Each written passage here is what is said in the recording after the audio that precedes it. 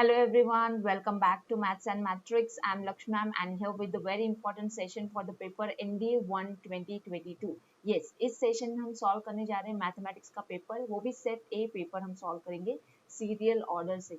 अगर आपका कोई और सेट था तो आप क्या कर सकते हो, आप क्वेश्चन के हिसाब से आपके सॉल्यूशंस आप क्रॉस चेक कर सकते हो जो आपने अटेम्प्ट किए और आपके आंसर की आप चेक कर सकते हो। ठीक है, in this session we would discuss each and every question in detail. ठीक है, हर एक क्वेश्चन का डिटेल सॉल्यूशन मैं आपको बताऊंगी with the help of shortcut approaches also, जो कि पॉसिबल थे ये पेपर में अटेम्प्ट करने के लिए for few of the questions. ठीक है, तो अभी स्टार्ट करते हैं हम ये पहले क्वेश्चन से जो कि बेस्ड था डिटरमिनेंट एंड मैट्रिसेस पे। मैं आपको बता दूं ये डिटरमिनेंट एंड मैट्रिसेस के क्वेश्चंस लगातार आ चुके थे सेट ए में पेपर में।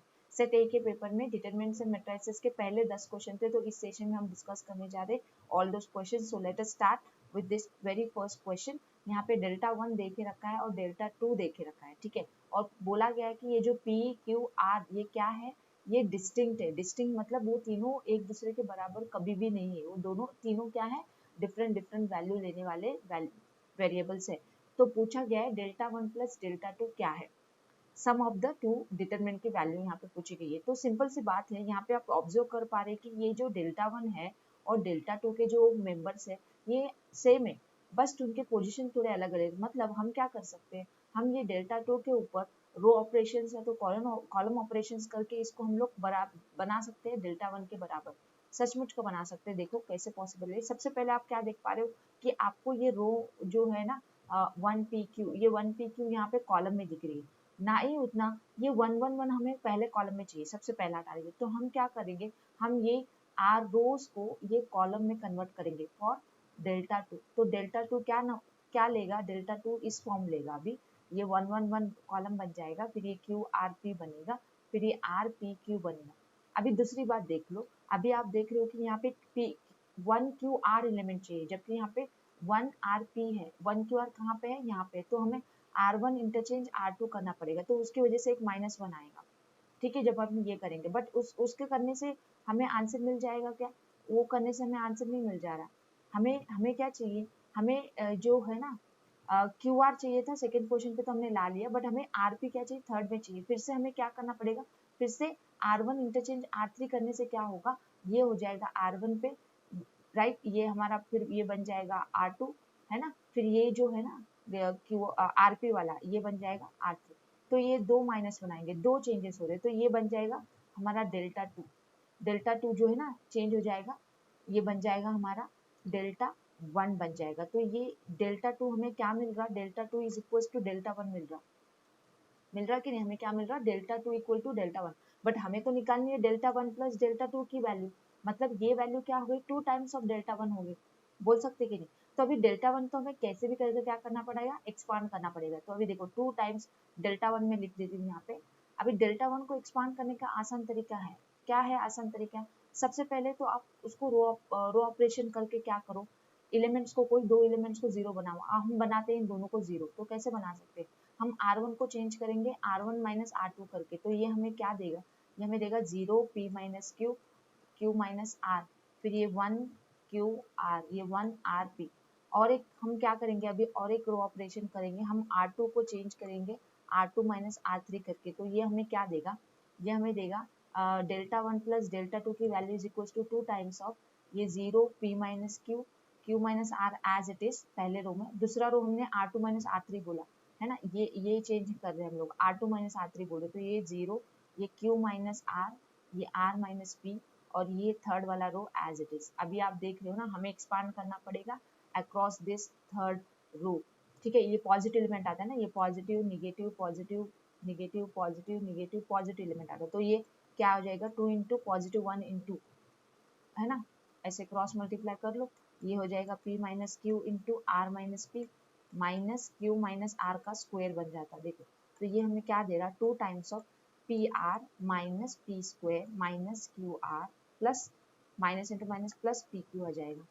फिर ये ओपन करेंगे, इसको माइनस अप्लाई करेंगे, तो माइनस क्यू स्क्वायर, फिर ये प्लस 2QR, फिर ये माइनस आर स्क्वायर बनेगा, है कि नहीं।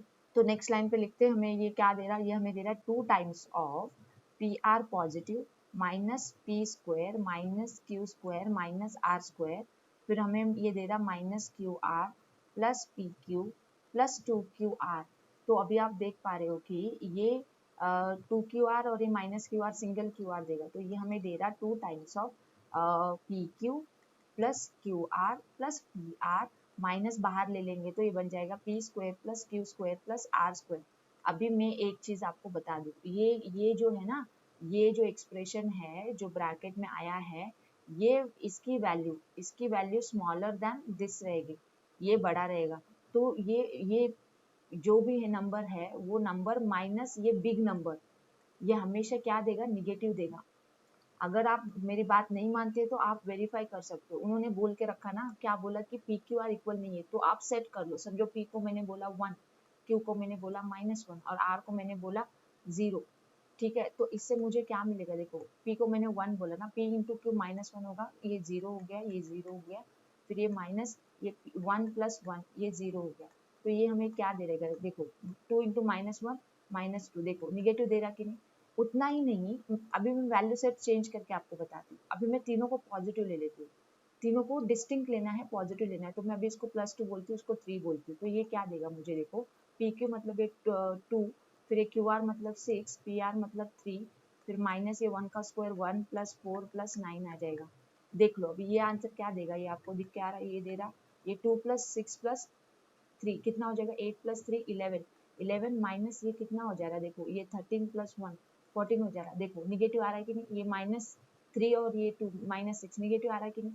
जब तीनों आप पॉजिटिव ले रहे हैं तो भी निगेटिव आ रहा है। अभी आप तीनों को निगेटिव लेके देख लो ना, आप चाहो तो तीनों को निगेटिव ले, देखो ये बंदे ने बोला कि positive P Q R positive है, तो रॉन्ग बात हो गई ना। हमने वेरीफाई कर लिया, जब तीनों पॉजिटिव है तो ये निगेटिव आ रहा बंदा, ये पूरा एक्सप्रेशन क्या आ रहा, निगेटिव आ रहा। अभी एक बार एक काम कर लेते, इसको निगेटिव लेके देख लेते ना, अगर आपको वो भी कंफर्म हो जाएगा।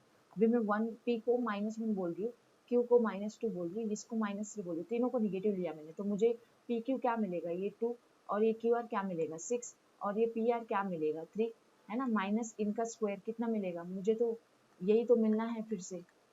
ये क्योंकि ये पॉजिटिव पॉजिटिव पॉजिटिव हो गया प्रोडक्ट, और ये पॉजिटिव पॉजिटिव पॉजिटिव हो गया, फिर से ये बड़ा ही रह गया ना, दिख क्या रहा ना, ये भी तो वही हो गया ना, ये 8 प्लस 3 11, 11 माइनस ये कितना 14, 11 माइनस 14 -3 इंटू 2 -6 आएगा, लेस देन 0। तो आपको एक बात समझ में आ गई ना, आपको ये चीज अभी दिमाग में रख लेनी है। ऐसा क्वेश्चन आएगा जब भी आप ये एक्सप्रेशन देखते हो, कौन सा वाला, P Q plus Q R plus P R minus times the sum of the positive terms, ये P square plus Q square plus R square तो हमेशा पॉजिटिव है, तो ये जो नंबर है ये स्मॉलर रहेगा, राइट, माइनस ये बिगर नंबर हमेशा क्या देगा, निगेटिव नंबर देगा, हमेशा क्या देगा, निगेटिव नंबर देगा। तो ये याद रख लो, ये रिजल्ट के तौर पे कि ये पूरा जो एक्सप्रेशन है इसका वैल्यू ऑलवेज क्या रहेगा, निगेटिव रहेगा। What ever P Q R यहाँ पे डिस्टिंक्ट है, क्लियरली उन्होंने बताया। तो जब पी क्यू आर डिस्टिंक्ट है, या तो वो पॉजिटिव है या तो निगेटिव है, बट कोई भी सेट ऑफ वैल्यूज हो, ये एक्सप्रेशन का वैल्यू क्या आ रहा है, हमेशा निगेटिव आ रहा है। तो इसका सही आंसर क्या है, ऑप्शन सी है, बी केयरफुल। ठीक है, कुछ चैनल्स ने इसका आंसर डी बताया है, डी आंसर इसका नहीं है, मैंने आपको वेरीफाई करके बता दिया। सही आंसर क्या है इसका, ऑप्शन सी है, कि ये एक्सप्रेशन हमेशा निगेटिव वैल्यू लेगा। ये आप चाहो तो अभी रिजल्ट के तौर पे दिमाग में रख लो, ऐसे क्वेश्चंस आते हैं तो ये डायरेक्ट रिजल्ट आपको काम करेगा कि ये जो एक्सप्रेशन है स्मॉलर होता, ये बिगर होता, स्मॉलर माइनस बिगर हमेशा निगेटिव नंबर देता, तो ये negative expression value taking expression है। ठीक है, क्लियर है बात। तो अभी बढ़ते आगे with the next question number 2, जो कि अगेन है डिटरमिनेंट के ऊपर। यहाँ पे उन्होंने देख रखा है a minus B into B minus into C minus equal to 2 और A B C equal to 6, और ये डिटरमिनेंट का वैल्यू पूछा। अभी बंदों ने जो देखे रखा उसका तो यूज होने वाला है, उतना तो हिंट है। आप इसको सॉल्व करने जाओ, ये आपको ये एक्सप्रेशन इंटू ये एक्सप्रेशन देगा, जिसका आंसर है 2 इंटू 6 इक्वल टू 12। तो इसका आंसर तो कुछ सेकेंड्स में निकालने जैसा है, बट मैं आपको अभी वेरीफाई करके बता देती हूँ कि ऐसा क्यों।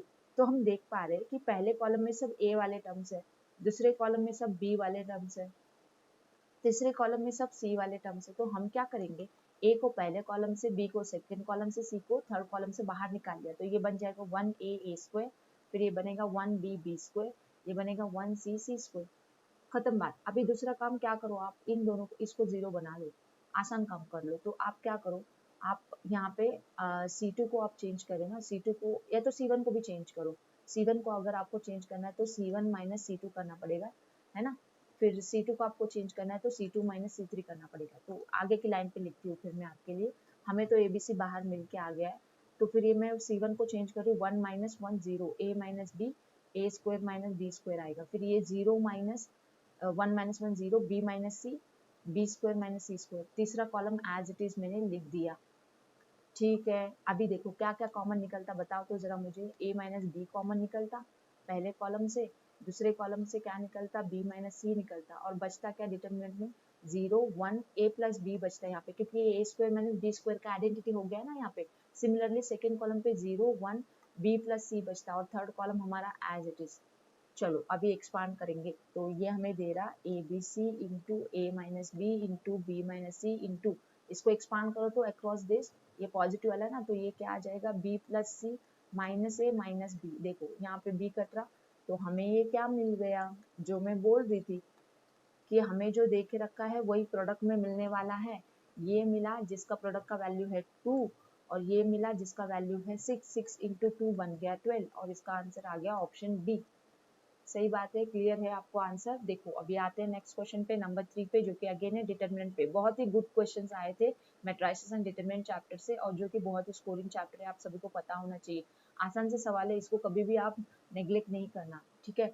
देखो अभी, under which of the following conditions does the determinant vanish. Vanish का मतलब क्या है, डिटरमिनेंट इक्वल टू 0, कि उन्होंने पूछा है कि डिटरमिनेंट की वैल्यू 0 कब होगी। अभी ये डिटरमिनेंट के अंदर के एलिमेंट्स इस तरह से है, ये मैट्रिक्स के एलिमेंट इस तरह से है, उसको हम कुछ प्रॉपर्टी लगा के सिंप्लीफाई करते बैठेंगे तो टाइम पास हो जाएगा। इसको डायरेक्ट एक्सपांड करो, है ना।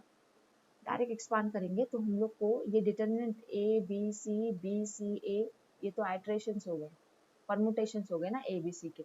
चलो इसको एक्सपांड करते हैं, तो ये ए इंटू क्या देगा B C minus A square, फिर ये माइनस बी इंटू क्या देगा B square minus A C, फिर ये प्लस सी इंटू क्या देगा B A B minus C square. चलो इसको एक्सपांड कर लेंगे तो ये देगा ए बी सी माइनस ए का क्यूब माइनस बी का cube plus A B C minus C का cube plus A B C. तो हमें दिख क्या आया कि ये बन रहा A B C minus A cube minus B cube minus C cube, जिसको हम लिख सकते हैं, क्या लिख सकते हैं, जिसको हम क्या लिख सकते हैं, 3abc minus times A cube plus B cube plus C cube.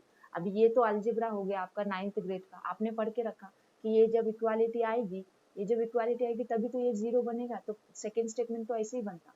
अभी दूसरा चीज क्या है, इसका डायरेक्ट फॉर्मूला होता है। इसका फॉर्मूला क्या होता है, a plus B plus C into A square plus B square plus C square minus A B minus B C minus A C होता। तो ये जब 0 होगा तभी भी तो ये 0 बन जाता, 0 इंटू नॉन जीरो, 0 ही बनेगा ना, तो ये भी सही है। तो इसमें यहाँ पे दो स्टेटमेंट आते हैं डिटरमिनेंट वैनिश होने के लिए। पहला condition a plus B plus C equal to 0 होना, वो भी है बिकॉज ऑफ दिस फॉर्मूला जो मैंने आपके सामने लिखा, जो इसके बराबर है।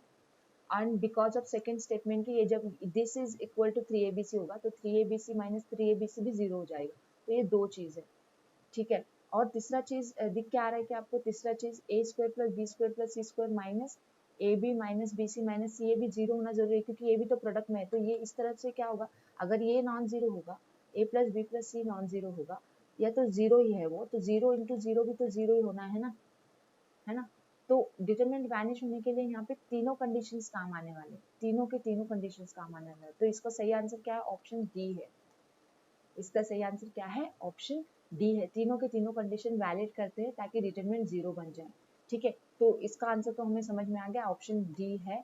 अभी आते हैं नेक्स्ट क्वेश्चन पे। देखो फोर्थ क्वेश्चन पे कंसिडर करना है हमें तीन मैट्रिसेस को। ए है जो कि 1x2 का मैट्रिक्स है, बी भी है 1x2, सी जो है 2x1 है, और हमें देखे रखे तीन statement, C A is equals to C B है क्या, A C is equals to B C है क्या, C is equals to A plus B into C A plus C B है क्या। पूछा गया which of the about statement is or are correct. अगर हम गौर से देखें, इस ये तीनों स्टेटमेंट से हम लोग एक स्टेटमेंट के बारे में तो फुल टू फुल बता सकते हैं, वो है स्टेटमेंट नंबर 3। ये तो प्रॉपर्टी होगा ना मैट्रिसेस का, ये तो प्रॉपर्टी होगा ना, क्योंकि आप देख पा रहे हो कि ये जो मैट्रिक्स ए का ऑर्डर है ये 1x2 था, बी का ऑर्डर है 1x2 और सी का ऑर्डर है 2x1। तो ये जो 2x1 इंटू 1x2 जाएगा तो सी इसको भी जाएगा और इसको भी जाएगा, तो ये तो पॉसिबल है, ऑर्डर वाइज ये तो पॉसिबल है। तो तीसरा स्टेटमेंट सही है, उन्होंने बोल के रखा ऑप्शन सी में है, तो ऑप्शन सी आप डायरेक्ट लगा के आगे बढ़ सकते हो। बट मैं आपको अभी वेरीफाई करके बताती हूँ कि ये ऑप्शन सी में से सेकेंड वाला स्टेटमेंट भी करेक्ट है। इसका मतलब फर्स्ट स्टेटमेंट रॉन्ग है क्या, यस रॉन्ग है, क्योंकि आप देख पा रहे हो तो सी ए मैट्रिक्स हम लोग कैलकुलेट करते हैं, सी मैट्रिक्स है हमारा m माइनस m और हमारा ए मैट्रिक्स है mn, तो रो इंटू कॉलम होगा ना, दिस रो इंटू कॉलम, तो पहला रो इंटू पहला कॉलम क्या होगा m स्क्वायर, पहला रो इंटू दूसरा कॉलम क्या होगा mn, पहला दूसरा रो इंटू पहला कॉलम क्या होगा माइनस m स्क्वायर, दूसरा रो इंटू पहला दूसरा कॉलम क्या होगा माइनस mn, तो ये बन जा रही 2x2 की मैट्रिक्स, जो कि इक्वल नहीं रहेगी CB के बराबर, ये इक्वल नहीं आएगी ना, क्योंकि इसके एलिमेंट देखो माइनस एम माइनस एम है, वो मैं आपको वेरीफाई करके बता देती हूँ, चाहिए तो सी भी निकाल लेते हैं हम लोग, सी माइनस ये m और माइनस m है, और सी के अपना b क्या है माइनस m है। चलो रो मल्टीप्लाई बाय कॉलम करेंगे, रो इंटू कॉलम क्या होगा minus mn, row into column क्या होगा minus m square, row into column क्या होगा mn, रो इंटू कॉलम क्या हो जाएगा माइनस इंटू माइनस प्लस, तो this is not equal to C A, क्योंकि हमें देखो ये कॉलम इंटरचेंज मिल रहे कि नहीं, कॉलम में डिफरेंस है कि नहीं, पहला कॉलम दूसरा कॉलम में डिफरेंस है, तो C A is not equal to C B, तो पहला स्टेटमेंट तो रॉन्ग है भैया, मतलब सेकंड स्टेटमेंट सही है क्या, यस बिल्कुल भी सही है, वो मैं आपको अभी वेरीफाई करके बता देती हूँ। ए सी जो है ना सही स्टेटमेंट, ए सी क्या आ जाएगा, ए जो हमारा ये एम एन मैट्रिक्स है, और सी जो हमारा वो क्या है एम माइनस एन वाला मैट्रिक्स है, तो इसका रो इंटू कॉलम करेंगे तो एक ही एलिमेंट आना है ना, क्योंकि ये 1x2 और ये 2x1 1x1 आना है, और ये 1x1 क्या आएगा, 1x1 का मैट्रिक्स क्या आ जाएगा बताओ तो, ये एम एन मल्टीप्लाई हो रहा है एम और माइनस एन से, तो ये एम एन माइनस ये एम स्क्वायर और माइनस एम एन आ रहा, ठीक है, ए सी ये आ रहा, और आपको देखना है तो अपना बी सी भी देख लो, बी सी क्या आ जाएगा बताओ तो, B multiply by C, this row multiply by column, तो ये माइनस एम एन और प्लस एम स्क्वायर, तो ये तो वही आने वाला है, M square minus M N ही आने वाला है, तो A C is equals to B C, ये सही बात है, और ये तो ऐसे ही सही है, मैट्रिक्स का डेफिनेशन ही हो गया, ये तो प्रॉपर्टी हो गया है ना, तो इसका सही आंसर क्या है, फिर ऑप्शन नंबर सी है इसका सही आंसर। क्लियर है बात, देखो अभी आते हैं नेक्स्ट क्वेश्चन पे, इस क्वेश्चन में हमें देखे रखिए मैट्रिक्स ए और पूछा गया है ए इंटू एडजॉइंट ए क्या होता है, हमें तो प्रॉपर्टी पढ़ के रखा है ना, हमने पढ़ के रखा कि ए इनवर्स क्या होता, ए इनवर्स होता 1 डिटरमिनेंट ए एडजॉइंट ऑफ ए होता है, ये है डेफिनेशन। अभी हमें ए इंटू एडजॉइंट ए चाहिए, तो हम लोग प्री मल्टीप्लाई करेंगे बोथ द साइड ए से, तो ये देगा I is equals to A into adjoint of A, adjoint of A upon determinant A, तो ये हमें रिजल्ट पता है कि A into adjoint of A, ये क्या बन जाएगा determinant of A into I, तो ये तो स्केलर मैट्रिक्स बन जाएगी ना, determinant of A into I, determinant of A निकाल लो, डिटरमिनेंट ऑफ ए क्या आएगा देखो बता देती हूँ यहाँ पे, ये तो इसके यहाँ पे ये एलिमेंट्स के अक्रॉस में करो, plus minus plus plus minus plus plus minus plus one one आ जाएगा, तो 1 इंटू ये 2 sine square theta minus into minus plus 2 cos square theta,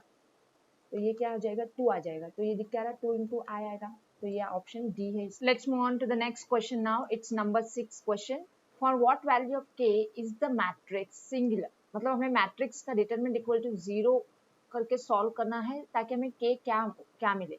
अभी यहाँ पे अगर अच्छे से आप देखोगे मैट्रिक्स को, मैट्रिक्स का पहला रो और सेकेंड रो तो आइडेंटिकल दिख रहा कि नहीं दिख रहा, तो मैं बता देती हूँ, आपको ये पता होना चाहिए कि ट्रिग्नोमेट्री में 1 माइनस 2 साइन स्क्वायर थीटा तो क्या होता कॉस 2 थीटा होता, 2 कॉस स्क्वायर थीटा माइनस 1 भी क्या होता कॉस 2 थीटा होता, तो बंदों ने के की वैल्यू तो पूछी है, बट हमें तो दो रो आइडेंटिकल दिख रहे, तो कैसे भी तो डिटरमिनेंट की वैल्यू 0 होनी है, मतलब के तो कुछ भी होना है ना, तो इसका सही आंसर क्या होना चाहिए, ऑप्शन डी होना चाहिए। कैसे देखो फिर से एक बार बताती हूँ, अभी डिटरमिनेंट ले लो मैट्रिक्स का, वो क्या है 2 cos 2 थीटा, 2 cos 2 थीटा 6 है, और यहाँ पे सेकेंड रो क्या है cos 2 थीटा, cos 2 थीटा 3 है, और ये है k 2k 1, पहला रो और सेकेंड रो आइडेंटिकल आपको दिख रहा है कि नहीं दिख रहा पता नहीं, देखो अभी आपको दिख जाएगा, क्योंकि यहाँ पे आप 2 को, ये जो 2 है ना, ये 2 को कॉमन ले लो, तो 2 को कॉमन ले लिया हमने पहली रो से, तो ये आ जाएगा cos 2 थीटा, cos 2 थीटा 3, और दूसरा रो भी तो वही है हमारा cos 2 थीटा, cos 2 थीटा 3, और ये हमारा k 2k 1, तो डिटरमिनेंट की वैल्यू तो कैसे भी तो 0 है, तो k ये कुछ भी रहेगा तो चलेगा ना, therefore this implies that k can be any real, तो इसका सही आंसर हेंस क्या होना है, ऑप्शन नंबर डी होना है।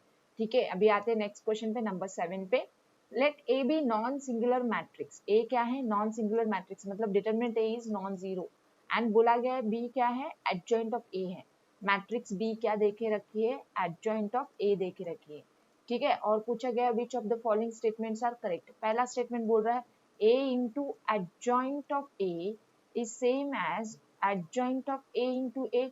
ये तो बिल्कुल सही है, क्योंकि आपको पता है, क्या पता है आपको, आपको पता है कि ए इनवर्स क्या होता, 1 upon determinant A adjoint A होता। तो अगर आप इसको प्री मल्टीप्लाई बाय ए करते हो, प्री मल्टीप्लाई बाय ए करते तो ये क्या मिलता, तो ये हमें क्या दे रहा है, ये हमें दे रहा है identity is equals to A into adjoint of A upon determinant of A, जिसको हम बोलते हैं A into adjoint of A is equals to determinant of A into I. ये हो गया इक्वेशन 1। अभी वही इक्वेशन को, दैट इज ए इनवर्स की इक्वेशन को अगर आप पोस्ट मल्टीप्लाई करते हो, पोस्ट मल्टीप्लाई समझ रहे हो क्या, देखो बता देती हूँ। अगर आप पीछे से मल्टीप्लाई करते हो तो A inverse into A is equals to 1 upon determinant A adjoint of A into A. तो ये भी तो वही बोल रहा ना कि I into determinant of A is equals to adjoint of A into A. मतलब हमने क्या प्रूव किया, हमने प्रूव किया कि A B is equals to B A is equals to determinant of A into I होता। तो पहला तो स्टेटमेंट क्या है, करेक्ट है। अभी दूसरा statement A B is a scalar matrix, बिल्कुल भी सही है। ए बी और बी ए दोनों किसके बराबर है, डिटरमिनेंट ऑफ ए इंटू आई के बराबर है। आई तो क्या है, आइडेंटिटी मैट्रिक्स है, उसको डिटरमिनेंट ए स्केलर मल्टीप्लाई हो जा रहा डायगोनल एलिमेंट्स में, तो स्केलर मैट्रिक्स बन जा रही। तो दूसरा तो स्टेटमेंट सही है। A B can be a null matrix, A B can be null matrix हो सकता है क्या, ए बी नल मैट्रिक्स कैसे होगी, नहीं होगी ए बी नल मैट्रिक्स, क्योंकि ए बी क्या है, A B is a determinant of A into I है। ए बी क्या है, determinant of A into I है। तो ए बी जो हमारा है वो determinant of A into I है, which is non zero. Non zero हो ही नहीं सकता, वो तो जीरो हो ही नहीं सकता ना, नल मैट्रिक्स कैसे रहेगी, क्योंकि A B can be null matrix, ये रॉन्ग स्टेटमेंट है। तो सही स्टेटमेंट क्या है, 1 and 2 ओनली, तो ऑप्शन बी है इसका करेक्ट आंसर। ठीक है, अभी आते हैं नेक्स्ट क्वेश्चन, 8th क्वेश्चन पे। Consider the following statements in respect of the square matrices A and B of same order. A and B का ऑर्डर सेम है बोलते हैं, दोनों स्क्वायर मैट्रिसेस है। ठीक है, पूछा गया है कि if A B is a null matrix then at least one of A and B is a null matrix. नहीं, ये स्टेटमेंट लागू नहीं होता, क्योंकि ए बी नल मैट्रिक्स है, इसका मतलब जरूरी थोड़ी है कि एटलीस्ट ए और बी दोनों में से कोई तो कोई नल मैट्रिक्स होना जरूरी नहीं है। दोनों भी नल मैट्रिक्स ना होते हुए भी हमें ए बी नल मैट्रिक्स मिल सकता है। ठीक है, तो ये पहला स्टेटमेंट तो डायरेक्ट रिजल्ट आपने पढ़ के रखा होगा। ठीक है, पहला स्टेटमेंट क्या है, टोटली रॉन्ग है। दूसरा स्टेटमेंट क्या बोल रहा है, if A B is an identity matrix then A B is equals to B A. Yes, it is correct, क्योंकि जब हम बोल रहे हैं कि ए बी इज आइडेंटिटी, इसका मतलब है B is equals to A inverse, और हम बोल सकते हैं या तो A is equals to B inverse, कैसे भी बोलो ना, वही मतलब होगा। तो ए बी ए इनवर्स हमें पता है, A inverse A is equals to I होता, तो इसके हिसाब से तो मैं तो सही बोलूंगी कि A B is equals to B A क्या है, आइडेंटिटी है। तो A B is equals to B A same है, तो ये सेकेंड स्टेटमेंट तो ट्रिवियली ट्रू है। ठीक है, तो सेकेंड स्टेटमेंट ही इसका सही है, तो ऑप्शन बी है इसका राइट आंसर। देखो अभी नेक्स्ट क्वेश्चन देखते हैं, 9th question. If A is an identity matrix of order 3 and B is its transpose, क्या बोला है, बी क्या है, ए का ट्रांसपोज है बोल रहा है, then what is the value of the determinant of the matrix C. अभी ए बंदों ने क्या बोला, आइडेंटिटी मैट्रिक्स बोला, तो ए का ट्रांसपोज भी तो आइडेंटिटी होता है ना, आपको पता है आइडेंटिटी का ट्रांसपोज ले लो, आइडेंटिटी ही मिलती है, उसी वही आइडेंटिटी मिलती है, कोई दूसरी आइडेंटिटी तो मिलेगी नहीं, है ना। तो आइडेंटिटी तो एक ही होती है ना, जिसके जो प्रिंसिपल डायगोनल होते हैं वो 1 1 होते हैं, तो ये तो आपको चीज पता होनी चाहिए। तो बंदा क्या बोल रहा है अभी, C is equals to A plus B का डिटरमिनेंट, इसका डिटरमिनेंट निकालना है। तो सबसे पहले मैं ए प्लस बी निकाल लेती हूँ। ए मैट्रिक्स क्या है, आइडेंटिटी है, बी क्या है, बी इसका ए का ट्रांसपोज है, वो भी आइडेंटिटी है, तो ये तो 2 आई हो गए। तो अभी डिटरमिनेंट ऑफ सी क्या बोलता, डिटरमिनेंट ऑफ 2 टाइम्स आई, तो ये तो आपको पता है 2 times 2 to the power 3 determinant I होता। डिटरमिनेंट की प्रॉपर्टी आपको पता है ना, आपने पढ़ के रखा, अगर ए का ऑर्डर n क्रॉस n है ना, अगर ए का ऑर्डर n क्रॉस n है तो determinant of A is equals to, कैसे, अगर इसको कुछ स्केलर मल्टीप्लर है, समझो डिटरमिनेंट ऑफ के ए निकालना है, तो आप k to the power n determinant A करके निकालते हो ना, प्रॉपर्टी है ना। तो यहाँ पे 2 उसका स्केलर मल्टीपल है, तो 2 क्यूब बाहर आएगा, डिटरमिनेंट ऑफ आई, तो 2 क्यूब मतलब 8 इंटू 1 8, तो इसका आंसर क्या है, ऑप्शन डी है। सिंपल सा क्वेश्चन था ये, ठीक है। Let's see this question number 10th now. Let A and B be non-singular matrices of the same order such that AB is equals to A and BA is equals to B. Then which of the following statement is or are correct? पहला statement, second statement, दो statement में से हमें verify करना है कि कौन सी statement सही है, दोनों सही है क्या, कोई एक सही है क्या, दोनों भी गलत है, ठीक है, हमें वेरीफाई करना है। तो पहले स्टेटमेंट से मैं बढ़ती हूँ। ए स्क्वायर इक्वल टू हमें दे के रखा है, तो ए इंटू ए इसको लिख सकते हैं। अभी एक ए को, ये इस ए को उठाओ और इसको लिखो ए बी। अभी ए बी इंटू ए को हम कैसे लिख सकते हैं, इसको हम लिख सकते हैं A into B A. B A क्या बराबर है, बी ए का बराबर है बी, है ना, ये वाला।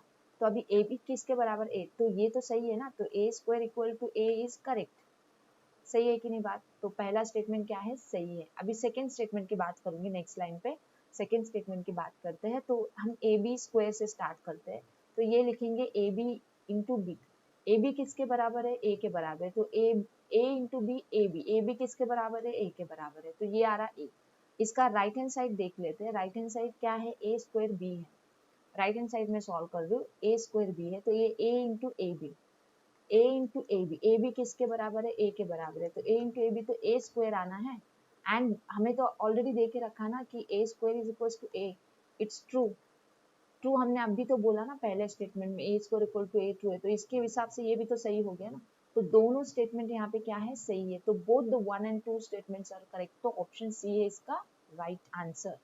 क्लियर है क्या आपको बात? तो इस सेशन में हमने कवर किए है क्वेश्चन नंबर 1 से लेके क्वेश्चन नंबर 10 इन डिटेल में।